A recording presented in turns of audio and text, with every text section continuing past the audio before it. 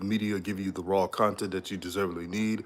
I was gonna do this live stream outside, but let's face the facts. It is, excuse my language, fucking hot as hell. I'm not trying to cuss, but I just gotta keep it real. It's hotter than Satan's toenails. It's hotter than Hades. Stay inside if you need to. I mean, brother getting sunburned like crazy. But let's talk about the real stuff, the aftermath of Jackson State versus South Carolina State. Let me start with South Carolina State first. Um, there's some simple moves that South Carolina State needs to be doing going forward. And I'm glad I'm making this video. South Carolina State needs to start number 15, the freshman Washington. He is younger, he's a freshman, but he has extremely talented running ability. And with those underclassmen running backs in Smith and Howell, speaking of Howell, Howell looks like a grown man. I can't believe he's a true freshman.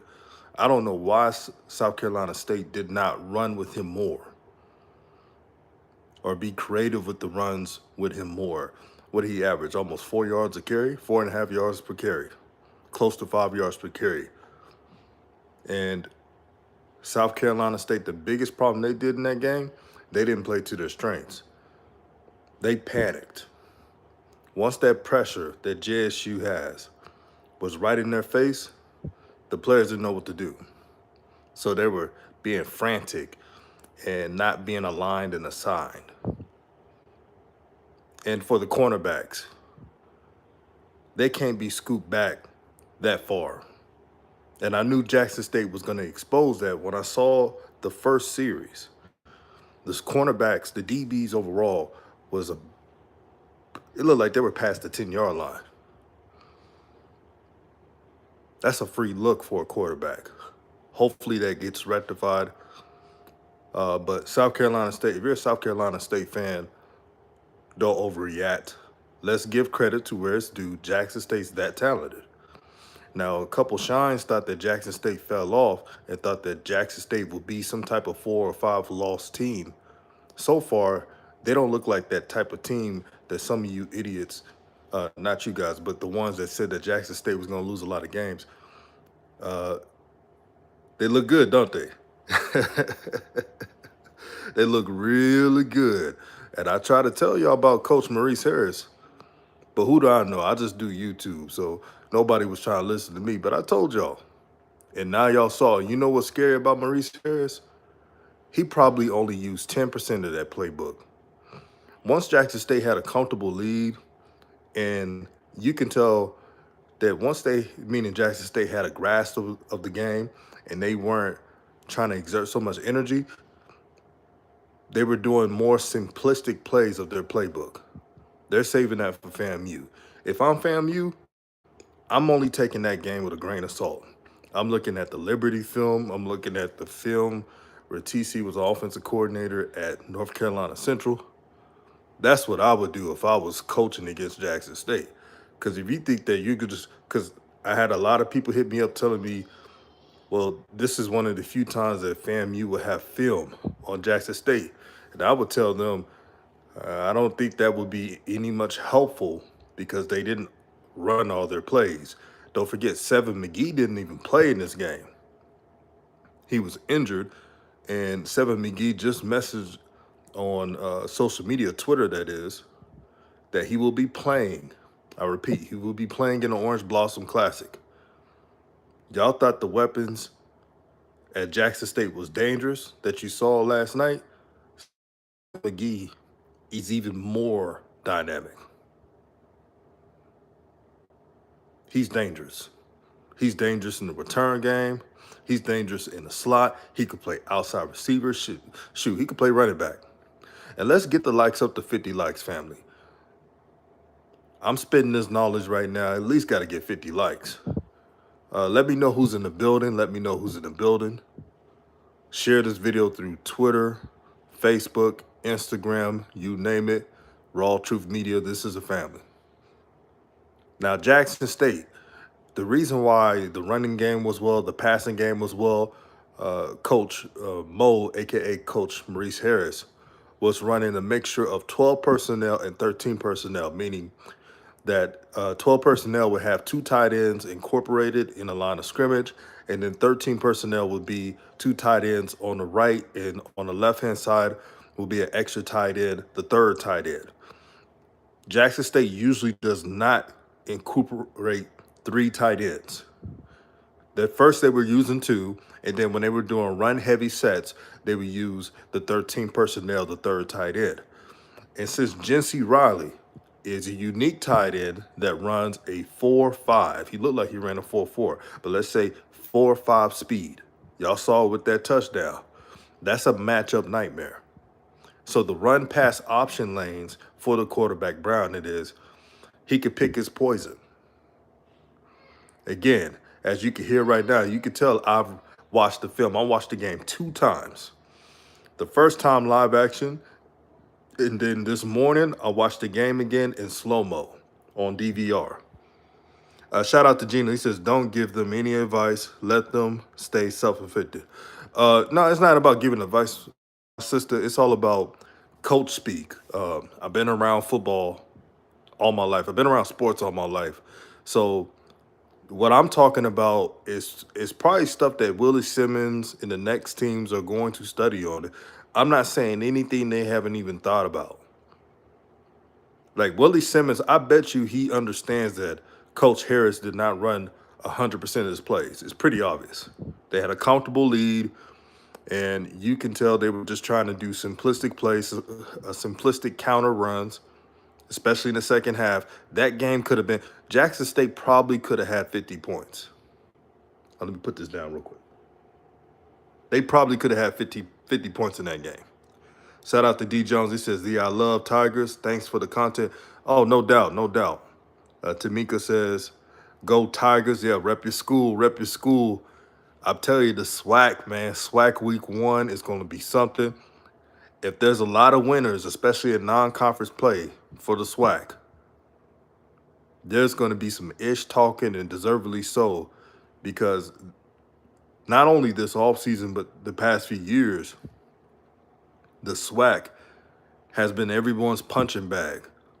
Remember last year in the SWAC MEAC Challenge, I believe Alabama State beat Howard, and everyone was still talking about how the MEAC was so much better than the SWAC.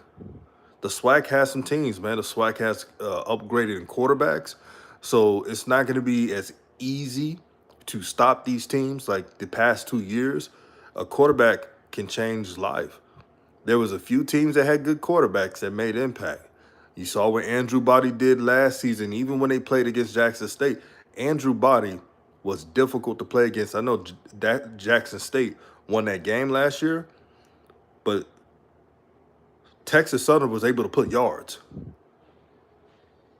He's coming back. They're going to be having a 3rd year of upperclassmen, so look out for that. Let's get it to 60 likes, family. Let's get it to 60 likes. Gina says, just having fun. Yeah, it's all in the game. It's all fun. Back to Jackson State, because this is what it's all about. To T.C. Taylor, I'm giving him 100% of credit. I'm going to tell you why I'm going to give him 100% of credit. He lost a lot of his key talent because of poaching. Let's call it what it is. He lost all his talent, pretty much, because of poaching. And he had to re-recruit. He had to get players that fit the scheme. He had to go in the transfer portal more than he wanted to. I kid you not. If none of the players got poached at Jackson State, T.C. Taylor would have recruited high school even more. He still had enough high school talent recruited, which is still amazing. I give T.C. credit on another fact for hiring a smart coaching staff. They weren't just settling, just trying to pass all day. They were balanced. Whatever the defense gave them, they had an answer for. I give T.C. Taylor credit for having his team focus despite all the doubt of this team. Shout out to the brother, Mr. Campbell. He says, glad, Jess, you got the scrimmage over with. Now we can handle the grown man business. JSU, bring Diddy the $1 million check, the boom, your fans, South Florida. so FAMU can have all of this. Hey, man, shout out to Mr. Campbell, man. It should be a fun game. FAMU this year. I'm dead serious. I watched their film. I know what they have added on the transfer portal and in high school. And Jeremy Musa in this offense, he's a lot better than Fields. I tell you that. But if you're a JSU fan, this is what you want: competition. Made the best team win. And one thing about FAMU that I respect, they have their own identity. And instead of, they'll talk trash about JSU fans and here and there. But one thing I respect, they have their pride, they have their history and tradition. And when you have two blue bloods going at it, that's great football. It's going to be on ESPN. It probably is going to be one of the most entertaining games in this Saturday, week 1, no matter if it's the FCS or FBS. Just got to keep it real with you. Shout out to the brother Cedric Walker. Let's get it to 90 likes, family. Line 90 likes. And after this stream, I'm about to go to this UTSA practice. I got invited to that, so making connections out here in San Antonio. The coaching fraternity is a great one, man. A lot of great coaches, a lot of great young coaches who are grinding, putting in that work, trying to recruit at a high level, man. Shout out to the young coaches out here doing their thing. Israel Carey, shout out to you, my brother, man. Peace and love to you, man. Hey, Mr. Campbell, earlier I was telling them,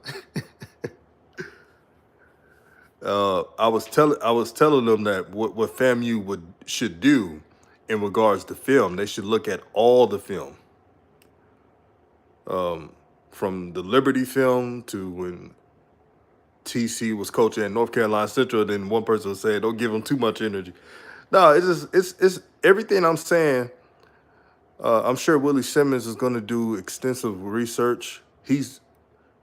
And respectfully, I says, really, Willie Simmons needs this game. Willie Simmons needs this game. But at the same time, Jackson State, they're going to be motivated in this game because you won SWAC and no one picked you to win the SWAC again. No one even picked JSU to win the East. So both teams are going to be motivated. I'll tell you one thing. Here's who's going to win this game. And right, D. Jones, get the likes up. The team that has the less turnovers wins this game. Now, that sounds like cliche, but it's honesty. The team who does not turn over the ball the most wins this game. In Jackson State, I hope you guys are in the tackling circuit. You cannot, I repeat, you cannot afford to fumble the ball against FAMU. The heck is that? Sorry about that. I moved this thing around. Stephen Campbell says, we watch so much tape, we break into a quarter.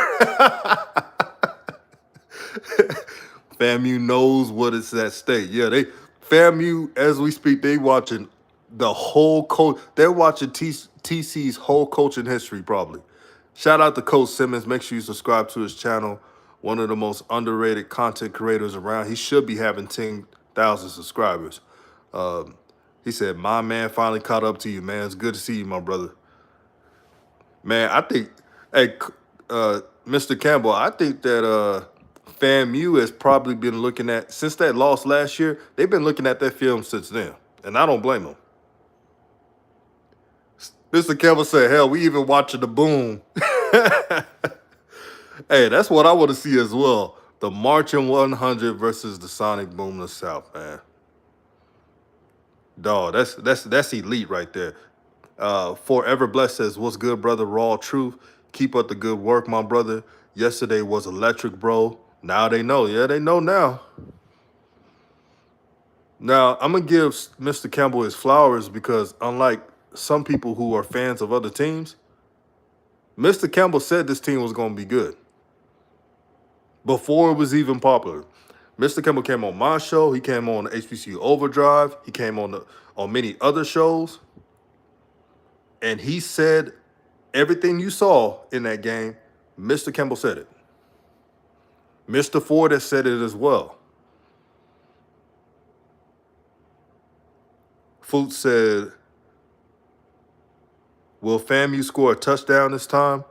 I think FAMU will score a touchdown, just like South Carolina State scored a touchdown. Jackson State's defense is really good, but I think FAMU's offense is way better than last year. It's not even close. I'm not even going to disrespect FAMU like that. Now, if Jackson State did what they did last year to FAMU, they may win all their games. If it's and I'm talking about Texas State as well. If y'all hear me now, what I'm about to say, if Jackson State shuts down FAMU like they did last year, and I don't think that's gonna happen, but if they did, they're beating Texas State as well. That's how good this FAMU's offense is. I'm telling you. Coach Simmons says, DJ, consider this open invitation to the rivalry high school game in Austin, 9/15. Which game is it, Coach Simmons? Is it LBJ?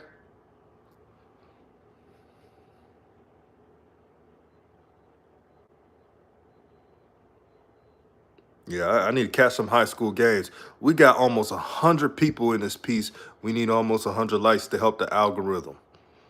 LBJ versus Reagan. Oh, hell yeah. Shout out to my dog, KC 1400 Media, man. Dog, I know you had to have a cigar in the morning, a victory cigar, you and Zoe. I guess they know now. Subscribe to KC 1400 Media. They try to tell y'all, man. And you know what was crazy, kid? Every stream, you were telling the viewers bits and pieces. Okay, this what could happen, without really telling the whole thing, but telling them what they could look like. And they still didn't know. They still didn't understand, brother. Like you said, they still don't know. It's the weirdest thing. Like, I've never seen a team, and I ain't trying to just like be Team Jackson State all the time, but let's keep it real, family.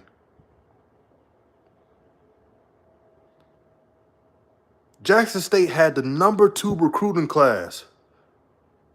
And everybody was acting like they was going to be a 5-5 team. That's the funny part about it. I ain't never seen anything like that. Usually when you're a top 5 recruiting class, shit, even a top 10 recruiting class, and if you had a #1 recruiting class, man, they celebrating you. They said, man, this team going to win this, going to do that. This offseason, Jack, people were saying, I don't know if Jackson State's going to look the same. I don't know if TC's the man. TC is a real coach. He's an actual coach, and he paid his dues. Y'all thought TC was going to run that offense that he did in 2021 as an offensive coordinator? That wasn't his offense. I try to tell you guys. And I didn't just say it. Ken said it, Zoe, everyone was saying it. The only reason why TC Taylor ran that offense in 2021 is because the Coach Prime, I ain't trying to mention his name, hope all is well, no personal feelings, but just being real. He told him, hey, I want a pass-oriented offense. So TC's like, okay, I'll do that. Offensive coordinators do that. When your head coach wants you to run something different, you run something different. That's how the game goes, especially in college football. Now that TC Taylor's the head coach, you get to see what he was running when he was an offensive coordinator at North Carolina Central. That's his base. North Carolina Central, when he was at Central, it was all about a balanced approach. 12 personnel, 13 personnel. You saw last game. You saw packages with Jency Riley and DJ Stevens. And then you saw the third tight end. And you saw 13 personnel on goal line packages and heavy. You don't know what Coach Harris is going to throw at you. That's why Mr. Campbell said, man, they've been watching film not just in this game, but past coaching history. My dog, Ken, says, you picked up on it, and I gave them the game. Hey, bro, you try to tell them, man. You try to tell them, man. They did not want to listen. They was having those, I pray that Jackson State lose glasses on. That's what they was having. So they didn't listen at all. And I'm gonna be honest, man. What I've heard behind the scenes about this team, I was actually not surprised at what happened. And this could have been a shutout. But TC, what he does different than the past coach, he's not gonna run up the score most times. If he does, it must be a team that really pissed him off. But he's a stand-up brother. TC Taylor you have never heard anything bad about this brother. Nothing, not one thing. He is well respected in the coaching community. I repeat, TC Taylor is well respected in the coaching community. That's why recruits like him. There was a Sean talking about why they always settle on transfer portal players.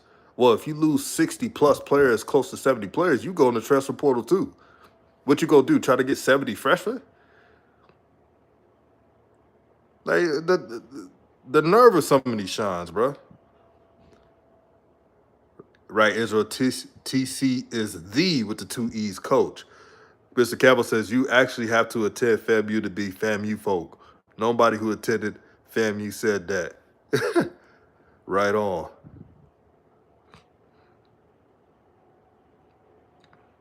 No, I didn't, and I think you're right, Mr. Campbell. I know you're right, Mr. Campbell. I've talked to many FAMU people. They expected the Jackson State to win this game. You know, some of them made jokes like, "You better not lose that game." But I've never seen a FAMU person say, "Oh, they're gonna go 0-4." Now, some of the MEAC folks, I've heard them say it. But this is glorious, man. The trenches on offense and defense is amazing. This is grown man football. And remember when I said Jackson State looked like a MEAC team, the old school MEAC? What I saw, and y'all don't think this is me being a homer, but who gives a damn? I'm going to say it anyway. The Jackson State offensive line and defensive line looked like a Missouri Valley team. Conference. The teams that have North Dakota State, South Dakota State, and I'm not saying that they're that type of line in the totality, but how they look like. Everyone on that offensive line at Jackson State was 300 plus pounds.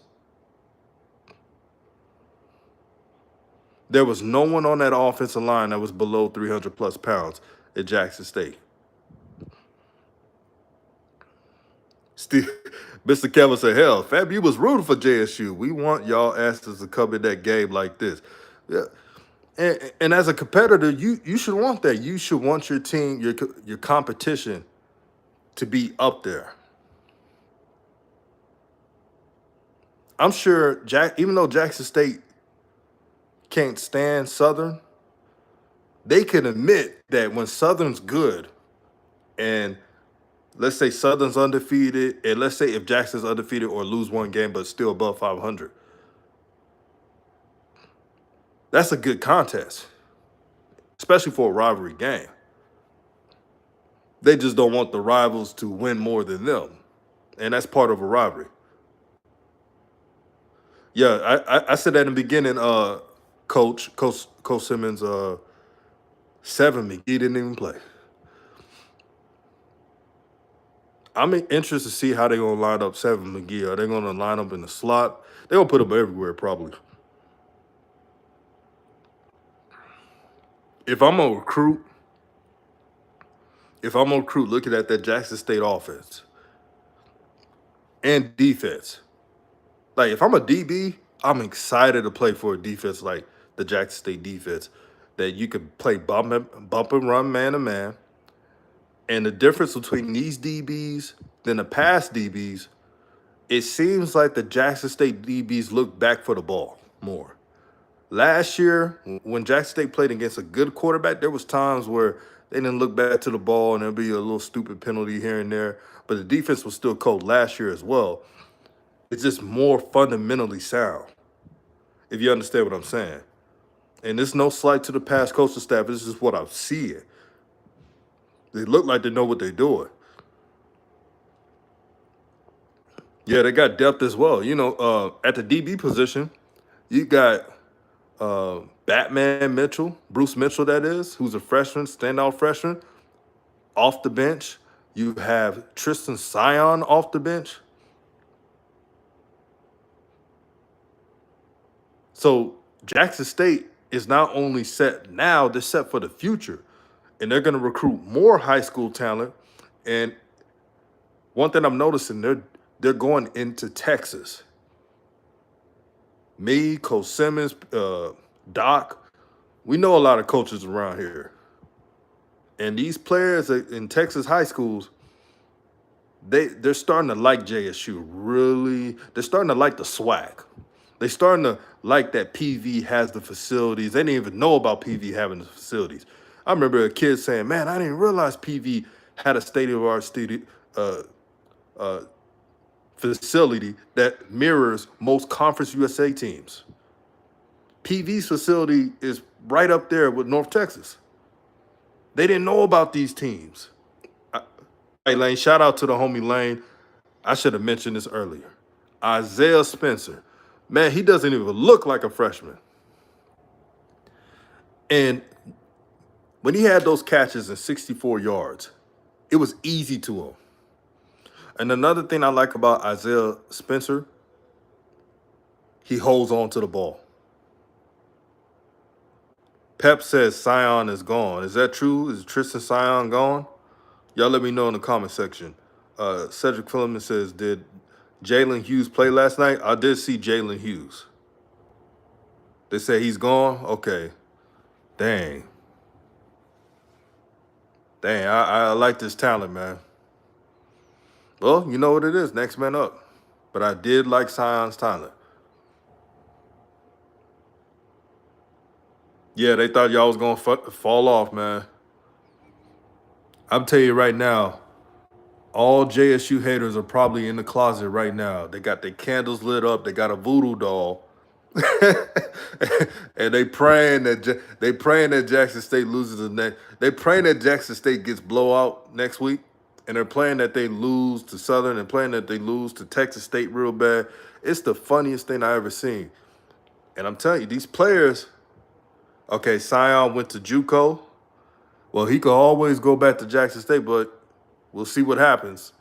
Because TC, he seemed like a coach to where if you leave, he's not going to take you back. He don't seem like the coach that just like, okay, I could leave Jackson State anytime and I could come back. No. Once you leave, you're being replaced. And that's how it should be. Isaac Peppers, right? Chris Salas. Isaac Peppers, for those who don't know, was a standout at UAPB. He was a menace in that SWAC championship game in the springtime. And this is smart transfers. The running back, Irv Mulligan, came from Wofford. Again, people who played on winning teams in the FCS. The DB that came from Wofford was lockdown number 3. Unstoppable says W.C. Gordon was like that, and so was Big Daddy Carson. Yeah, they was like that, man. Once you leave, you can't come back. You can't come back at all. But Isaiah Spencer, and I'm not trying to put that pressure on the young brother, but I'm impressed. If Isaiah Spencer keeps improving like he is, he could be another Jackson State player in a long history of Jackson State players to be one day drafted. I truly feel that way. Isaiah Spencer looks like a player that could have played in the Big 12, just with the body type. He looked like a player that could have played in the SEC. Well, he's 6'2", athletic, looked taller than that. Ambidextrous. Cedric Walker says, so does the SWAC now respect the OC Maurice Harris? They better. And he didn't even show the whole playbook, brother. Ken Clark tried to tell y'all, man, Zoe and Ken try to tell y'all about Coach Harris's coaching ability, and it seemed like no one didn't even listen. He's certified. There was people trying to downplay his coaching credentials. I don't care if he didn't 100% call plays at Liberty. Hugh Freeze, who's one of the best offensive minds, I don't care what you say, what he did in his personal life, that's none of my business. Hugh Freeze is one of the most brightest offensive minds. And when I saw that interview and when he talked glowingly of Coach Harris and how he helped him cold call the offense at Liberty, that was a stamp of approval. You had Buffoon saying, "Why is he coaching at Jackson State?" It's just like what's that coach that was coaching at that was coaching at Kansas City, but now coaching for the Washington team, Commanders. That is weird, by the way, weird name. But let me digress. Eric Bieniemy. Eric Bieniemy went to Washington because people were not respecting his talent. And now Eric Bieniemy, what so far, because the offense of Washington looks a lot better, he may be a head coach. Coach Maurice Harris, you can write this down, will one day be a head coach by this move. This move was a blessing because Coach Harris is a smart man. He looked at the talent at Jackson State. He said, man, I could do something with this. That's going to be a good look if the offense keeps looking the way it's looking and keeps improving and they keep putting up numbers. That's going to be a good look on Maurice Harris. But Ken and Zoe try to tell y'all, hey, Lane says, I said the same thing. He could be another Malachi. Oh, let me see what. Yeah, Irv does look like a faster Savion. He does. Irv Mulligan could have got 200 yards in that game. Roosevelt Johnson said JSU played well last night, but bumped the brakes. South Carolina State quarterback is not good. He can't throw down the field. Earlier in this live stream, brother, I even pointed out that Jeremy Musa is a better quarterback than Fields, and it brings a good challenge to JSU. But I think JSU is going to be motivated for that challenge. It's going to bring up a competitive game. We all know that FAMU is more talented than South Carolina State, but we also know that Jackson State in that game could have pumped 50 in that game. But there were some drops here and there. You know, first game, mishaps, 2 turnovers. Jackson State really could have, it could have been more than 50. It could have been like 55-0, if we're being honest. So, and plus, once Jackson State had a comfortable lead, you can tell that Coach Harris did not open up the playbook, which was smart, because you don't want your opponent, especially FAMU, to know everything. Roosevelt Johnson said, agreed. Dante Harrison said, JSU fans are sleeping on Southern. The JSU fans I've seen, they talk trash to Southern because that's their rival, just like Southern talks trash to them. But I've not seen Jackson State fans sleeping on Southern. I've heard Jackson State fans say they got a good quarterback. What's his name? Youngblood or something? Blood? Y'all let me know what's the quarterback of Southern's name that they're saying is pretty good. Jackson State, for the most part, what I've seen, and this is my opinion, they take that game seriously and they don't underestimate Southern because they're trying to beat them. Harold Blood. Yeah, Harold Blood.